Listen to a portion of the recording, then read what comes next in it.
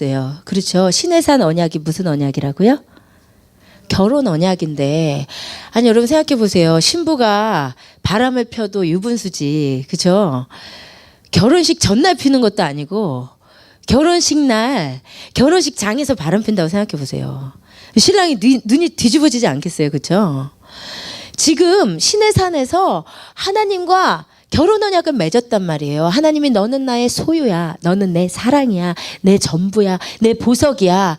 이스라엘 백성이 내 주님의 명령을 다 준행하리이다 하고 결혼하기로 딱 해놓고는, 그리고 딴 일 하러 올라간 것도 아니고 모세가 성막 받으러, 신혼집 받으러 하나님이 그들 가운데, 신부 가운데 임재하시려고 만드시려고 하시는 성막 받으러 올라간 그 새를 못 참고 거기에서 벌거벗고 애굽 땅에 그 우상 만들어 가지고 춤추고 있을 때 하나님이 너무너무 화가 나셨어요.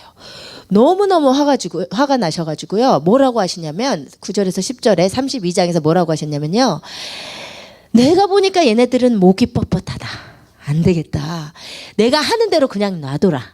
내가 그들을 다 진멸해버리고 너는 내가 새로운 나라를 세워서 시조로 삼아줄게. 이렇게까지 하나님 화가 나신 거예요. 그런데 이때요, 모세는 하나님의 마음을 아는 자예요. 지금은 너무나 진노하셨지만 하나님은 화를 우리 때문에, 우리의 죄 때문에 내셨지만 그 화를 오래 갖고 가시는 하나님이 아니라는 것을 모세는 알아요. 이 백성을 손바닥에 새기시고 포기할 수 없는 하나님이시라는 것을 모세가 안단 말이에요. 하나님의 마음을 아는 중보자 모세가 하나님 앞에 가서 처절한 목숨을 건 중보를 한단 말이에요. 하나님, 저들을 제발 살려주세요. 저들을 안 살려주시려거든 나를 그냥 생명책의 이름을 지워주세요. 라고까지 하면서 목숨을 걸고 저들을 살려주시라고 해요. 그때요, 이 그들의 죄를 사해 주세요. 그렇지 않으면 내 이름을 생명책에 지워주세요. 이 정도까지 기도할 수 있어야 중보자인 것 같아요. 제가 요즘 막 이제 박보영 목사님 얘기 되게 많이 하시더라고요. 제가 이제 많이 이렇게 제가 유튜브 설교, 이제 그 유튜브 스타들 있잖아요. 설교 스타들.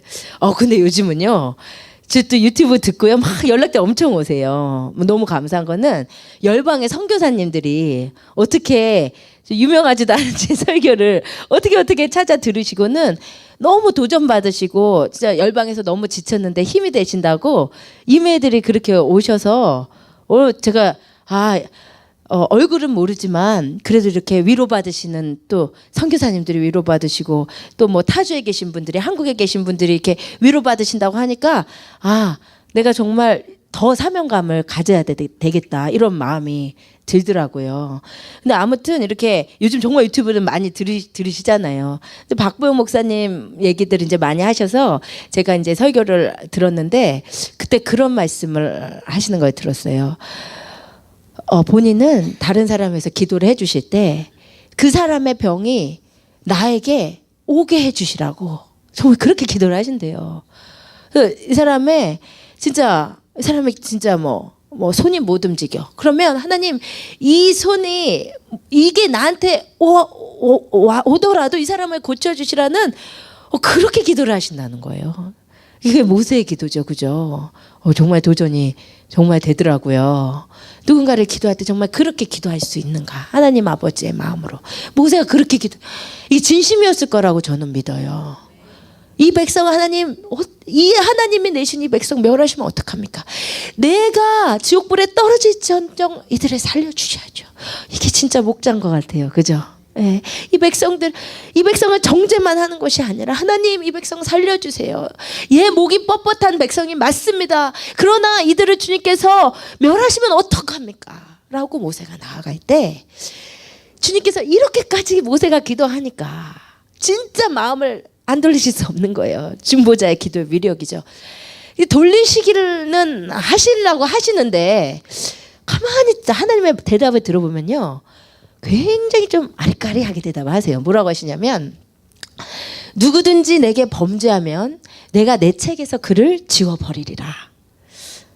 이제 가서 내가 내게 말한 곳으로 백성을 인도하라. 내 사자가 내 앞서 가리라. 그러나 내가 보응할 날에는 그들의 죄를 보응하리라. 이거 지금 용서하신다는 거예요? 안 하신다는 거예요? 용서한다는 거예요? 안 한다는 거예요? 한다는 거예요? 누가 범죄하면 내가 책에서 지워버릴 거야. 근데 네가 말한 것으로 인도해. 내 사자가 또 앞에 간대. 한 천사를 보내주시겠는데 근데 또 그들의 죄는 보응하리라. 이게 용서를 하신다는 건지 마신다는 건지 굉장히 애매모호하게 대답을 하시는 거예요. 이 말이 도대체 무슨 의도냐? 그 진심이요. 오늘 본문 1절에서 3절에 보니까 진심이 나와요. 다시 읽어볼게요. 여호와께서 모세에게 이르시되 너는 내가 애굽 땅에서 인도하여 낸 백성과 함께 여기를 떠나서 내가 아브라함과 이삭과 야곱에게 맹세하여 내 자손에게 주기로 한 그 땅으로 올라가라. 이것만 보면 하나님 용서하신 것 같죠? 자, 괜찮아. 이제 울지 말고 일어나 올라가 이러시는 것 같죠? 근데 가만히 1절을 보면요. 미심쩍은 단어가 한 단어가 있어요. 뭐 안 보이나요? 뭐 안 보이세요? 한 단어. 보세요. 내가 아브라함과 이삭과 야곱에게 맹세하여 내 자손에게 주기로 한다. 언제부터 네 자손이었어요? 하나님에게 이스라엘은 내 백성이었어요. 하나님이요. 바로에게 사람을 모세를 보내서 내 백성을 인도하여 내라. 내 백성을 보내라. 그들이 나를 예배하리라. 내 백성 하셨단 말이에요. 근데 갑자기 모세 백성이래. 내 자손에게. 이상하잖아요. 하나님 백성 아니라는 거예요. 2절과 3절 뭐라 하시나 보세요. 내가 사자를 너보다 앞서 보내요. 여기서 사자는 라이온이 아니에요. 그죠? 메신저예요. 메신저. 천사. 천사를 너보다 앞서 보내서 가나안 사람, 아모리 사람, 헷 사람, 브리스 사람, 힛 사람, 여부스 사람을 쫓아내고 너희는 젖과 꿀이 흐르는 땅에 인도하리라. 여기까지 너무 좋아. 근데 나는 너희와 함께 올라가지 않겠다. 보세요. 천사는 보내, 나는 안 가. 여러분 이게 무슨 상황일까요? 이 본문을 잘 보셔야 돼요, 여러분. 제가 오늘 카톡에 오늘 본문이 어렵습니다. 묵상해 보시고 오시고 그랬잖아요. 언뜻 보면 어려운 본문이 아니에요. 근데 가만히 보면 이 상황이 굉장히 해석하기 곤란한 상황이에요.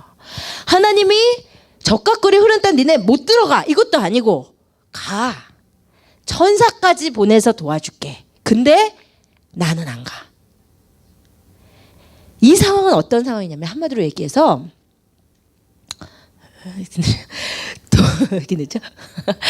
도심은 있어요. 그러나 도와주시기는 한다. 그러나 함께 해주시지는 않겠다 이 말이에요. 여러분 이 상황을 잘 생각하셔야 돼요. 트리키 시츄에이션이에요.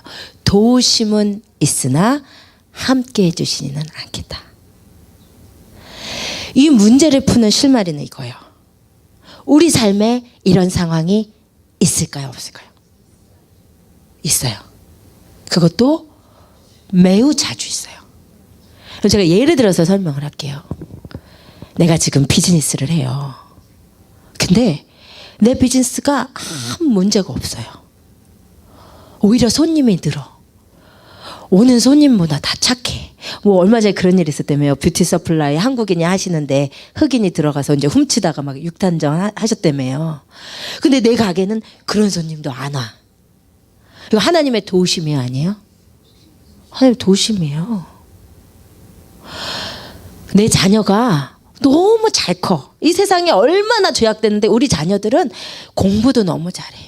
막 밸러딕터리언 하고 오늘 그 한기 졸업식에 다 뭐 한국 사람들이 다 1등해서 수석해서 상 받았다며요. 그 목사님이. 예. 막 우리 자녀들 그렇게 막 공부도 너무 잘해. 문제도 안 일으켜. 건강해. 게다가 막 예쁘고 잘생겼어. 사람들이 너네 자녀들은 어쩜 그러니? 이거 하나님 도우심이 아니에요? 도우심이에요. 하루 동안에 무슨 일을 만날지 모르는 이 세상에서 문제없이 사는 거 진짜 하나님 도우심이에요. 우리 부부관계 너무 좋아. 막 남들이 부러워해. 내 삶에 가슴 아파서 울 문제가 하나도 없어요. 그게 도우심이 있는 상태예요. 그런데 우리는 문제가 없기 때문에 당연히 그것은 하나님이 함께 하시는 사인이라고 생각을 하는데, 우리의 상식은, 그런데 오늘 말씀을 보았더니 그게 그렇지 않을 수도 있다는 거예요. 하나님의 도우심은 있는데, 보호하심은 계속되고 있는데 함께 하시지는 않을 수도 있다는 거예요. 한국에 제가 아는 어떤 나이 지긋하신 장로님이 계세요. 이 장로님은 한국에서 이름만 알면 여러분이 다 아는 굉장히 유명한 교회에 초창기부터 다니신 분이에요. 처음에 그 교회가 어떻게 세워졌냐면, 목사님이 어려운 가운데 은사를 받았어요. 그래서 그 은사를 받으신 목사님과 그 몇몇 분들이 정말 눈물로 뜨겁게 모이기만 하면 기도하고 예배하면서 세워진 교회래요. 그래서 그 교회가 20년, 30년, 40년 하면서 엄청난 한국의 이름만 대면 다 아는 대형 교회로 성장했어요. 그런데 목사님은 한 10몇 년 전에 그 기도 많이 하시던 목사님이 이제 은퇴를 하셨어요. 새로운 목사님을 청빙을 해야 되는데, 새 목사님은 이제 새로운 사람들의 수준에 맞게, 예전에 아무것도 없이 은사만 있는 그런 목사님은 안 되니까 박사학위가 있는 목사님 청빙을 했어요. 근데 목사님은 지성은 너무 뛰어나신데 영성이 없어. 너무 드라이한 거예요. 교회가 예전처럼 기도하지 않아. 울면서 기도하지 않아. 소리내어서 기도하지 않아. 예전과 같은 그 뜨거움은 다 상실이 됐는데, 그래서 이 장로님 말씀이, 나는 아는데 예전과 같은 하나님의 임재가 이 교회에 없다고. 근데 그 교회가 당장 망할까요? 아니요. 날로 지금도 부흥하고 있어요. 잘 갖춰진 시설이 있고, 잘 갖춰진 시스템과 행정이 있고, 잘 갖춰진 사운드와 예배팀이 있으니까 매주 새 가족이 오고 매주 늘어나. 그런데 이 장로님은 우리 교회가 지금 잘 되는 것 같아 보이는데 예전에 그 임재는 떠난 지 오래라고. 지금 무슨 말씀을 하냐면요, 사람의 눈으로 봤을 때 문제가 없는 것이 하나님의 도우심과 보호하심은 맞습니다. 우리 하나님 도움 없이는 한순간도 못 살아요. 그런데 사람 보기에 문제가 없는 것이, 도우심이 있는 것이 곧 하나님의 기뻐하심과 충만한 임재 가운데 있는 것은 아닐 수도 있다는 거예요. 그러면 왜 함께 하실 수 없나요? 지금 이스라엘 백성에게. 왜였죠? 죄가 있기 때문에. 도저히 용납할 수 없는 우상 숭배의 죄가 있기 때문이에요. 하나님께서 용납하실 수 없는 죄가 있는 한 하나님이 강력하게 임재하실 수 없어요. 그래서 여러분, 어떤 분들 중에 정말 삶에는 정말 하나님의 법에 철저하게 어긋나서 사는데 맨날 하나님을 만난다. 이거는 여러분 분별하고 보셔야 돼요. 죄가 있는데 물론 하나님의 용서의 은혜는 더 넘칩니다. 회개하는 한. 근데 회개도 안 하고 맨날 하나님 추구하고 있다 그래서 하나님이 강력하게 임재하시냐? 절대로 그런 일은 없어요. 하나님 불의를 기뻐하시는 하나님이 아니니까. 죄가 있는 한 하나님은 함께 하실 수 없어요. 지금 이 공동체 가운데는, 이 이스라엘 백성 가운데는 우상 숭배의 죄가 가득하기 때문에, 그 음란의 죄가 가득하기 때문에 하나님이 함께 하실 수는 없어요. 그러면 질문. 그러면 질문. 근데 왜 도와주신다고 하는 거예요? 너네 못 들어가. 이래야 되잖아요. 왜 도와주신다는 거예요, 그러면? 그 키가 아까 3절에 있었어요. 1절에 있었어요. 뭐라고 그러시냐면, 내가 아브라함과 이삭과 야곱에게 맹세하여 내 자손에게 주기로 한 땅에 가라. 이게 무슨 말이냐면, 하나님이 하나님의 신실한 종 아브라함과 이삭과 야곱에게 약속했기 때문에, 그 신실함 때문에, 그리고 모세의 신실한 중보 때문에 멸할 수 없어서 도와는 주시겠다는 거예요. 도와주시는 이유? 주님의 신실함 때문에. 여러분, 그래서요, 우리가 착각하지 말아야 될 게, 오늘 이 본문에서 꼭 기억하셔야 돼요. 우리 특히 한국의 성도들은요, 인과응보 사상에 딱 잡혀 있어요. 성경이 뭐라고 얘기해도 우리가 듣고 자란 이 유교적인 사상이랑 이게 정말 변화가 안 돼. 우리의 인간보적인 사상은요, 좋은 일이 생기면 이거는 축복이에요. 축복의 논리. 평안하면 축복이야. 문제가 생기면 벌 받는 거야. 이게요, 한국 성도들의 뇌리에 깊이 꽂혀 있어요. 그래서 한국 성도들은요, 누가 무슨 문제가 생겼다, 교회에서도요, 그러면 죄 때문이야, 여러분 이렇게 생각한다니까요. 그래서 한국 성도들을 위해서 욥기가 있는 거예요. 진짜 여러분, 욥기는 한국 성도들한테 정말 중요한 책이에요. 왜냐하면 우리가 다 욥의 친구처럼 살아요. 안 그러실 것 같죠? 욥의 친구들 다 경건한 신앙인들이에요. 너 분명히 하나님께 죄가 있어, 회개 안 한 죄. 그러니까 이런 고난이 오지. 여러분 안 그러실 것 같죠? 지금 웃으시죠? 근데요, 우리도 똑같아. 누가 뭐 교통사고 났다더라. 왜? 그렇게 기도 많이 했는데 왜? 이렇게 돼요, 우리도요. 근데요, 성경은 절대로 그렇게 얘기하지 않아요.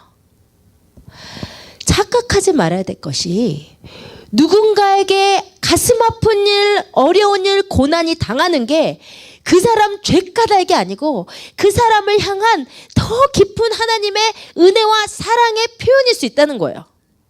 놀라운 주님의 뜻일 수 있다는 거예요.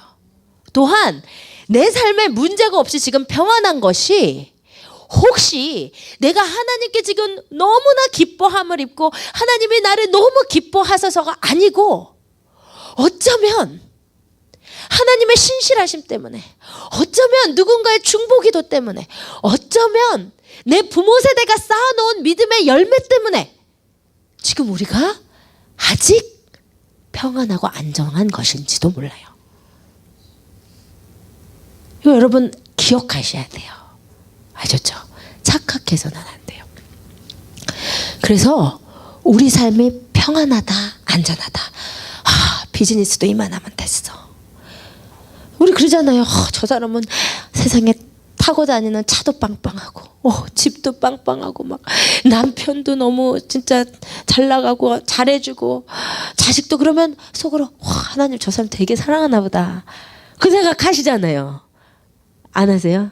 안 하시는 수준이 있고 그냥 들잖아요. 저 사람 무슨 축복을 받았어. 그래서 맨날 그냥 무슨 축복을 받았어. 하나님 얼마나 사랑하시면. 아닐 수도 있다는 거예요. 우리의 눈에 봤을 때 평안한 것이 곧 하나님과의 관계의 거울은 아닐 수 있어요. 그러면 우리가 정말 주의해야 될 게, 내 삶에 문제가 없기 때문에 하나님이 나를 기뻐하신다 해서는 안 되고, 진짜 지금 내 삶에 하나님의 임재가 있는가, 그거를 늘 주의해 보셔야 돼요. 늘. 성경 가운데요, 하나님이 나와 함께 하시는 줄 알았는데 아는 것을 깨닫고 두려웠던 사람이 있어요. 그 사람이 누군지 아세요? 이삭이요. 이삭. 제가 오래전에 한 설교요, 창세기 27장에 보면 1절이, 애국기도 1장이 이렇게 시작해. 이삭이 눈이 어두워 잘 보지 못했다. 여러분, 이게요, 이삭의 신체적인 상태만을 말하는 것이 아니라고 말씀드렸어요. 이것은 이삭의 영적 상태를 기술한 거예요. 이삭이 나이가 많아서 눈도 어두웠지만 영적인 눈도 어두운 모습을 후반부에 보여요. 그래서 하나님이 옛날에 그렇게 아기가 싸워서 기도할 때 하나님이 분명히 에서가 아니고 야곱을 통해서 하나님의 기업을 잇는다고 했는데, 이삭은 에서가 잡아오는 고기 맛이 너무 좋은 거예요. 그 유혹에 하나님의 말씀을 팔아버리고 영적인 눈이 어두워져서 에서를 더 사랑하였더라 하였어요. 이삭이요, 말년에 문제가 없었습니다. 중반에는 좀 어려운 일이 있었죠. 우물을 자꾸 막 사람들이 막 막아버리고 막 우물 못 파게 하고 힘들었잖아요. 근데 말년에는요, 그런 어려움이 다 끝나고 그냥 아브라함 때부터 쌓아놓은 복 다 받아 먹으면서 너무나 평안했어요. 그러니까 하나님은 늘 함께 계시는 줄 알았어. 그런데 마지막에, 선지자잖아요, 이삭은. 선지자에게 가장 중요한 순간은 평생의 자기의 영감을 다 모아서 후계자에게 영감을 전수하는 그 마지막 축복의 시간이 가장 중요한 순간이거든요. 그런데 그 선지자로서의 사역을 마무리하는 그 가장 중요한 순간에 자신의 영감을 다해서 뭔가 하나님의 임재가 없으니까 막 냄새까지 막 맡아가면서 막 온갖 감각을 다 동원해서 열심으로 축복을 했는데 알고 보니까 내가 축복한 사람이 에서가 아니고 야곱이었어. 그것을 알았을 때 성경의 기록은 이삭이 심히 크게 떨었대요. 원문에 보니까요. 너무너무 떨어서 진짜 덜덜덜한 모습이에요. 근데 왜 덜덜덜 했는 줄 아세요? 야곱에게 속아서가 아니에요. 나 선지자인데 마지막 내 영감을 다해서 기도하는 그 순간에 하나님이 나한테 아무 말씀도 안 했던 걸, 하나님이 나에게 말씀을 안 해주셨다는 걸 깨달은 거예요. 그때 너무 두려웠어요. 하나님이 나랑 함께 안 하시네.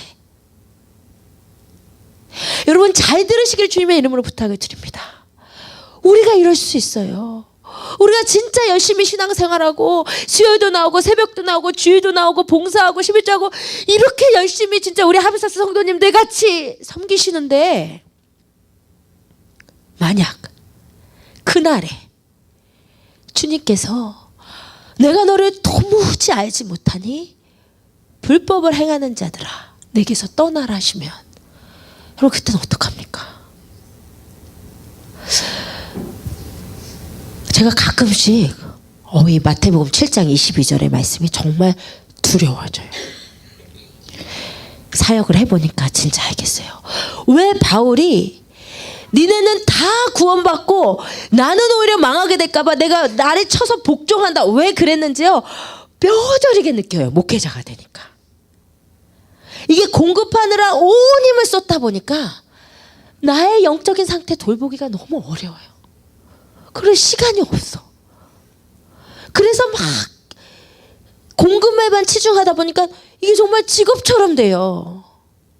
하루에도 몇 번씩 내가 진짜 내 자신을 쳐서 복종하지 않으면 진짜 살아있는 관계는, 진짜 살아있는 성령님과의 대화는 끊겨버리더라고요.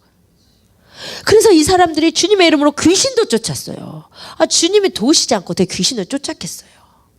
한때는 정말 주님과 함께 했던 사람들이야. 근데 어느 순간인가 여전히 주님이 함께 한다고 생각했는데 아니었던 걸 몰랐던 거예요. 그리고 모르는 채로 죽은 거예요. 그래서 그날에 주님이 보았더니 불법을 행하는 자라 내가 너를 모른다. 여러분 그래서 관계가 핵심이라는 거예요. 그래서 하나님이 여러분을 지금 아시느냐가 핵심이라는 거예요. 여러분 하나님이 여러분을 알고 여러분이 하나님을 알며 양이 목자의 음성을 알고 목자가 양에게 말씀하시는 살아있는 이 관계가 오늘도 지속되지 않으면 언제 우리도 이렇게 될지 모른다는 것입니다. 아멘. 여러분 오늘 수요예배 오신 것으로 만족하지 마시고 이날 주님의 음성을 듣느냐, 내가 이날 살아계신 주님의 면전에 서느냐, 여러분 그거를 보셔야 돼요. 아멘. 아멘. 질문은 그래도 괜찮냐 이 말이에요. 주님이 도우신다는데 그럴 수 있죠. 이스라엘 백성들의 입장에서는 별로 손해보는 장사가 아니야. 어차피 애굽 땅에서 하나님이라는 이름 다 잊어버리고 살았는데 어차피 목표는 가나안 땅 들어가면 되잖아요. 노예생활 해방 받았으니까. 그런데 하나님이 보내주시겠다니까 가면 되잖아요. 약속하셔서 천사를 보낸다니까 분명히 그 땅을 주시는 거예요. 그럼 가면 되잖아요. 그래도 괜찮은가 하는 거예요. 여러분 그래도 괜찮으십니까? 여러분 우리 삶에 아무리 비즈니스가 잘 되고 자녀들이 인류대학을 들어가고 내 삶에 아무런 문제가 없는들 하나님의 임재가 없으면 죽음이잖아요. 물을 떠난 고기가 혹시 산다 하여도 예수 떠난 심령은 사는 법이 없지 않습니까? 아멘. 그런데요 많은 사람들이요 하나님의 도우시면 괜찮다고 생각해요. 지금 내 비즈니스 괜찮고 내 자녀들 괜찮고 부부관계 괜찮고 가족들 다 평안하고 다 괜찮으면요 하나님이 지금 함께 하시는지가 분명하지 않아도 삶에 당장 문제가 없으면 괜찮다고 생각하십니다.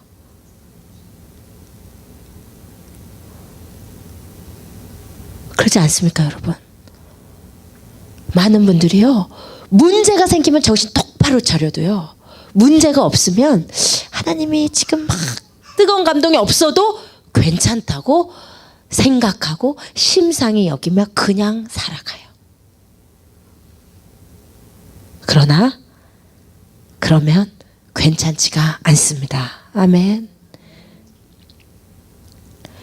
초막이나 궁궐이나 내 주 예수 모신 곳이 하늘나라이기 때문에 지금 이곳에 부귀영화가 가득해도 주님이 없으면 그것은 지옥이기 때문에 악인의 장막에서의 첫날보다 악인의 궁정에서의 첫날보다 내 하나님 장막에 문지기로 있는 것이 더 좋기 때문에 우리가 주님의 임재를 떠나버리면 우리는 죽음이에요. 이것은 괜찮지 않아요. 그러면 어떻게 해야 하는가? 여러분, 출애굽기를 보면요, 이스라엘 백성한테 배울 것이 없어요. 근데 딱 2번, 아니 3번이다. 애굽 땅에서 소리내서 주님 앞에 부르짖을 때, 그리고 홍해에서 나와가지고 하나님께 천상의 예배를 드릴 때, 그때 너무 뜨거웠지, 이스라엘 백성이. 그리고 다 아웃 하다가 오늘 아주 오랜만에 홈런을 쳐요. 오늘 출애굽기 33장은 이스라엘 백성이요, 오랜만에 신앙의 선배로서의 모습을 보여줘요. 이렇게 하시면 돼요. 그러니까 내 삶에 문제는 없으나 하나님의 임재가 없을 때 어떻게 해야 될 것인가? 이스라엘 백성들이 어떻게 하냐면요, 첫 번째는요, 슬퍼했어요. 우리 4절에 같이 읽읍시다. 시작. 백성이 이 준엄한 말씀을 듣고 슬퍼하여 한 사람도 자기의 몸을 단장하지 아니하니. 아멘. 첫 번째는요, 슬퍼했어요. 이게 참 귀한 거예요, 여러분. 슬프지 않을 수도 있거든요. 같이 천사를 보내주신다니까, 가나안 땅 가주시겠다니까, 그럼 됐네 하고 가지 않고요, 슬펐어요. 왜요? 하나님이 없으면 안 되잖아. 하나님이 함께 하시면 안 하시면 안 되잖아. 이들이 슬퍼했단 말이에요. 애통했단 말이에요. 정신 바짝 차렸다 이 말이에요. 여러분, 이것이요, 하나님의 임재가 없을 때 우리가 해야 될 첫 번째 마음의 자세예요. 내 삶에 하나님의 감동과 임재가 없는데 분명히 지금 이제 식어져서 그렇지 뭐, 좀 있으면 되겠지 뭐, 이런 마음이야말로 정말로 하나님의 역사를, 임재를 다시 경험하기 어려운 마음이에요. 그 마음을 시편 119편에서는 이렇게 얘기했어요. 그들의 마음이 살쪄 기름덩이 같습니다. 살쪄 기름덩이 같은 마음은요, 감동이 없어요.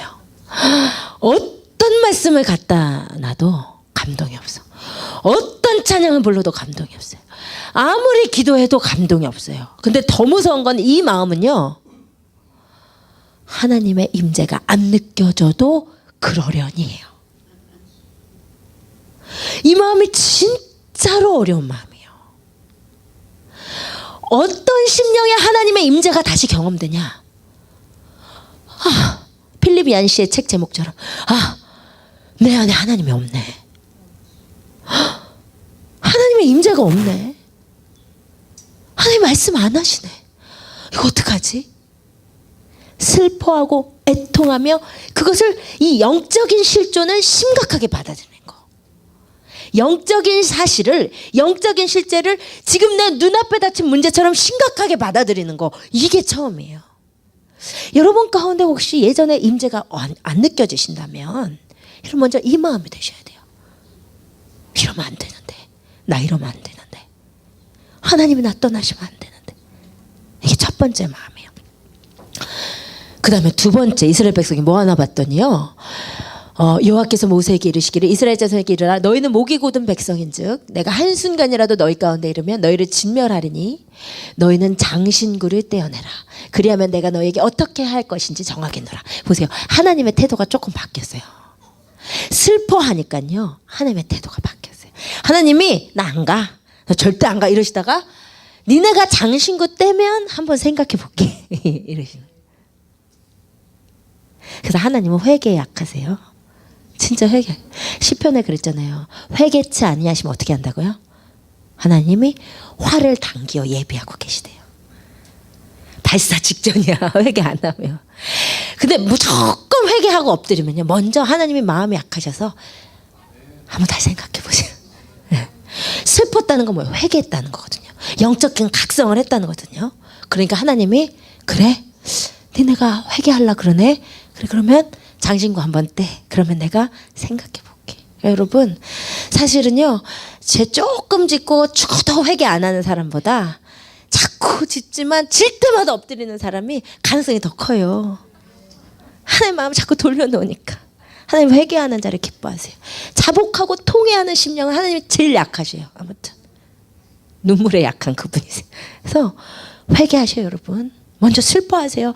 하나님이 내 안에 없다 이러면, 물론 지난주일의 상황은 하나님께 순종을 못해서 하나님의 임재를 잠깐 제한하시는 시간. 근데 이거는 그게 아니고 죄 때문에 임재하실 수 없는 경우가 있어요. 우리 가운데 죄가 있으면 임재를 못하세요. 그때는 슬퍼하셔요.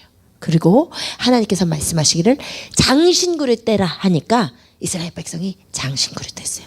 이 장신구를 떼는 게 뭘까요? 장신구를 떼는 게 뭘까요? 장신구의 용도가 뭐였죠? 사치. 그것도 그런데 이스라엘 백성한테는 특별히 이 장신구는 우상을 만드는 재료였잖아요.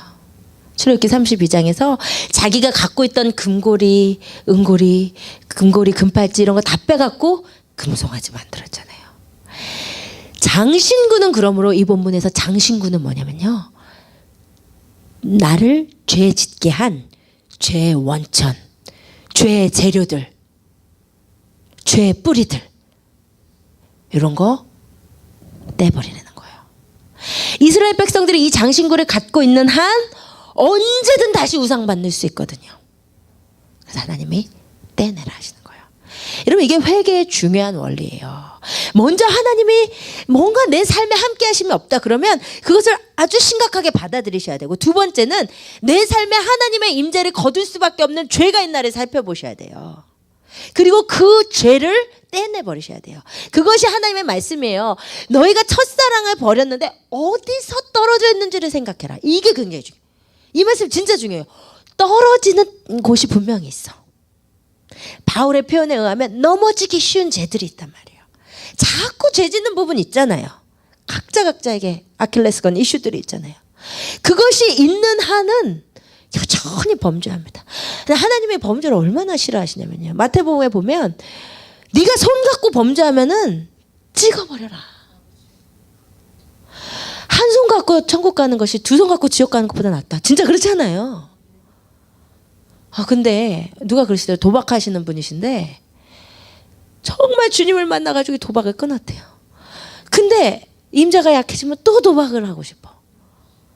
그래서 이분이 진짜로 손을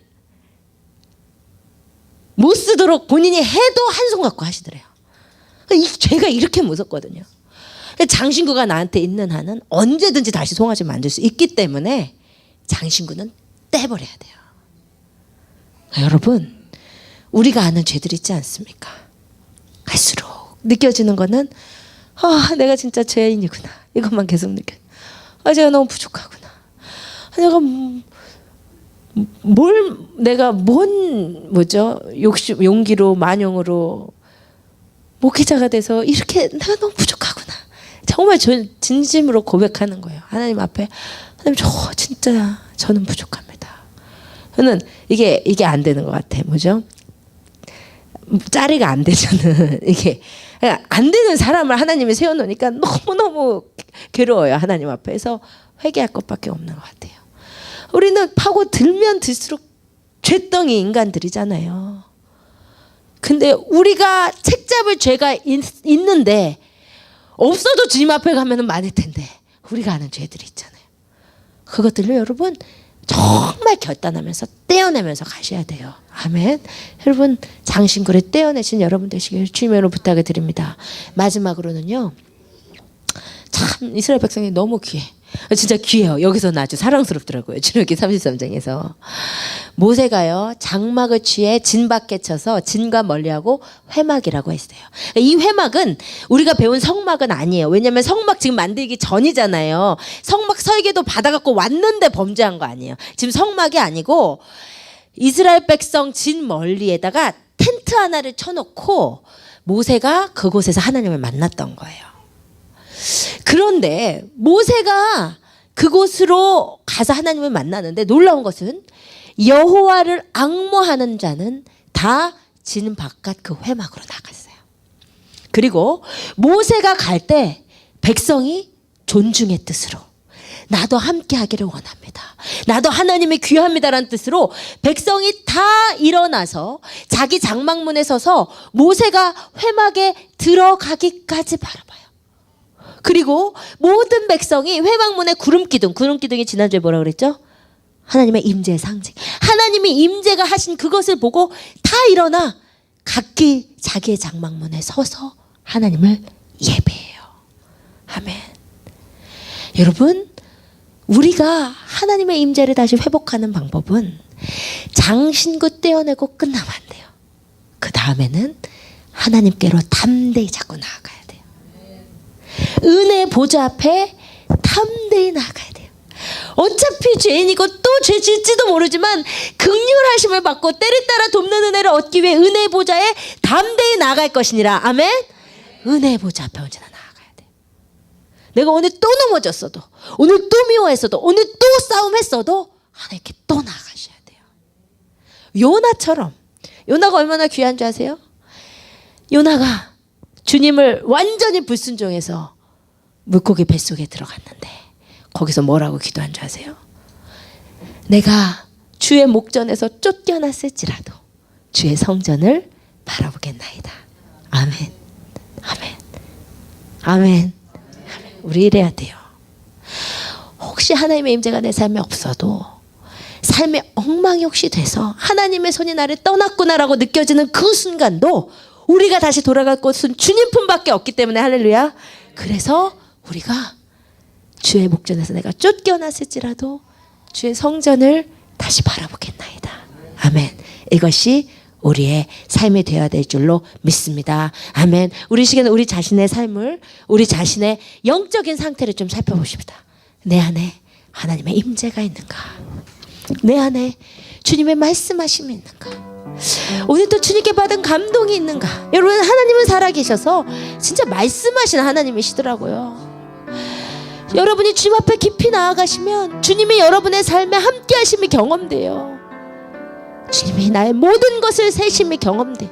욥의 고백처럼 주님이 내 머리털 다 세시고 하나님이 내 숨까지도 다 세시는 것 같은 그 하나님 앞에서의 삶이 있는데, 그것이 내 삶에 없다면 여러분, 혹시 내 안에 떼어내야 될 장신구가 있는 것은 아닌지 심각하게 받아들이시기 원합니다. 슬퍼하며 나아가시기를 원합니다. 그리고 주님의 보좌 앞으로 담대히 나아가, 주님, 내가 주님 없이는 살 수 없기 때문에 주님께 내가 쫓겨났을지라도 내가 주의 목전에서 주님을 다시 바라보겠습니다.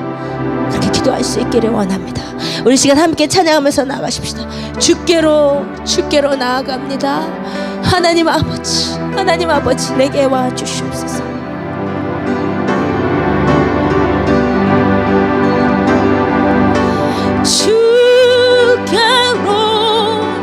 주께로 나아갑니다.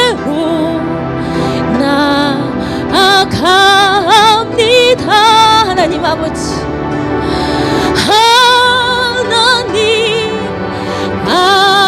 아버지, 내게 오소서. 주께로 나아갑니다.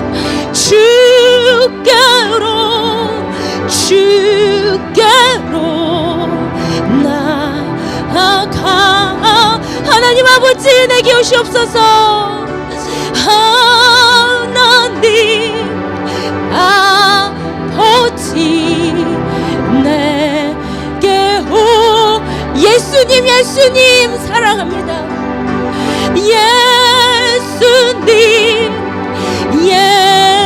예수님 사랑합니다.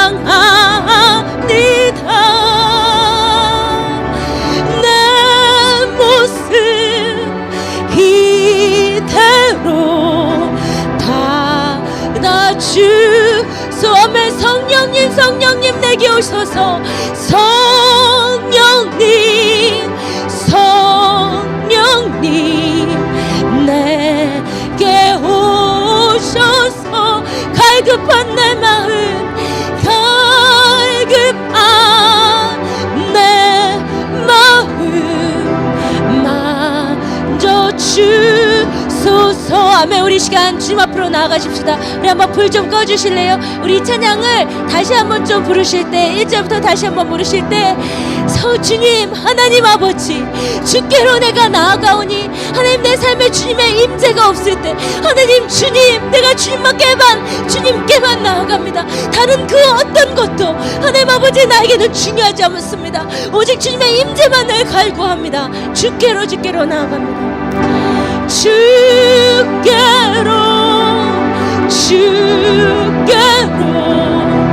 나아갑니다. 하나님 아버지 내게 오시옵소서. 하나님 아버지 내게 오소서. 예수님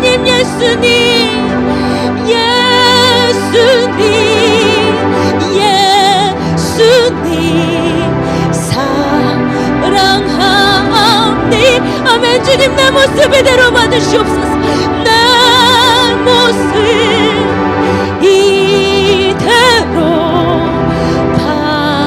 받아주소. 성령님 내게 오셔서 성령님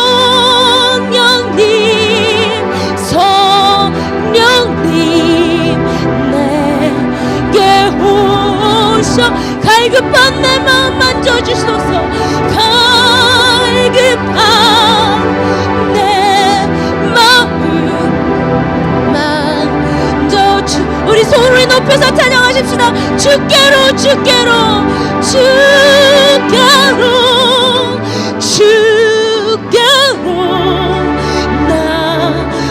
나아갑니다.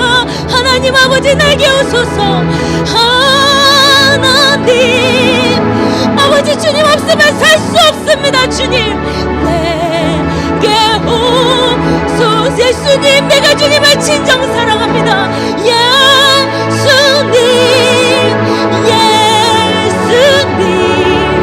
사랑합니다.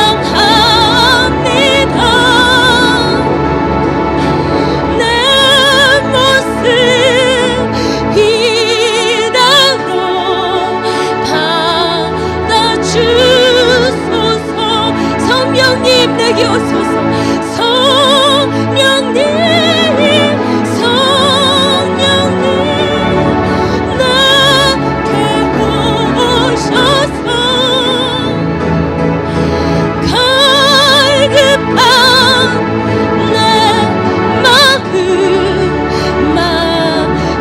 주소서. 여러분 그렇습니다. 주님의 임재가 없으면 산 것 같으나 죽은 것입니다. 물을 떠난 고기가 혹시 산다 하여도 예수 떠난 심령은 사는 법이 없기 때문입니다. 우리 한번 두 손을 주님 앞에 올리고 하나님 내가 진짜 주님 앞에 살아있는 자입니까? 아니면 하나님 내가 허울뿐인 자가 아닙니까? 혹시 제가 가짜 아닙니까? 주님이 나를 아시고 내가 주님을 아시는 살아있는 관계가 내 안에 충만하기 원합니다. 그렇게 소원하시면서 우리 1절만 부르짖고 함께 기도하십시다. 주께로 나아가. 하나님 아버지 내게 오시옵소서. 하나님 아버지 내게 아멘. 한 번만 더. 주께로